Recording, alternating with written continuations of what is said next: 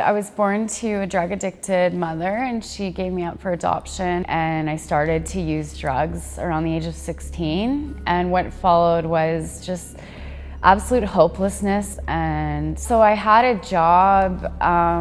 I worked up north. I was making a lot of money, and on the outside it looked good, like I had it together, but what people didn't know is I was living in my car. I was spending my paycheck on addictive substances. I was so lost, and I became a victim. I became very angry and just made a really big mess of my life. I didn't have anybody I felt that believed in me or anything like that. And I remember just crying out to God, actually, and just saying, you know, I don't want to live like this anymore. But at that time, I hadn't been ready to leave that life behind. I wanted to be sober, but I still wanted to have all my same friends and all my same environments, and I wasn't ready to really walk away from that.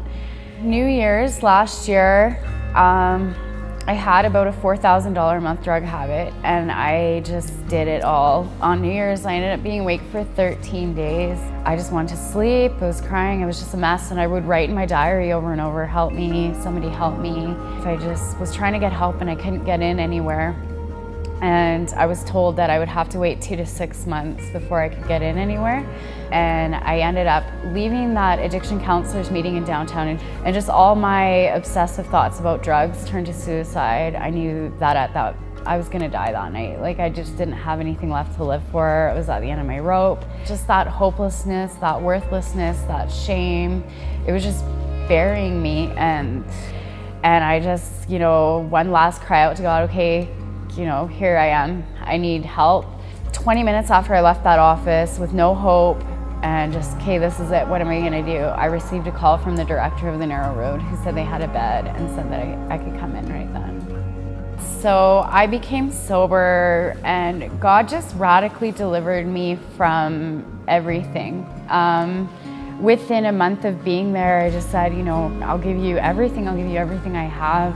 And through that, I was transformed to no more cravings, no more thoughts of using, no more dreams, none of that. And through that, I became involved in the home, trying to help out wherever I could.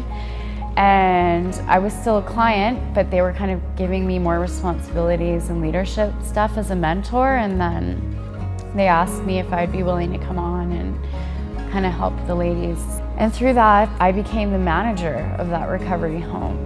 So, like I said, God's ways are not our ways. I couldn't have even dreamed this a year ago that this is where I would be.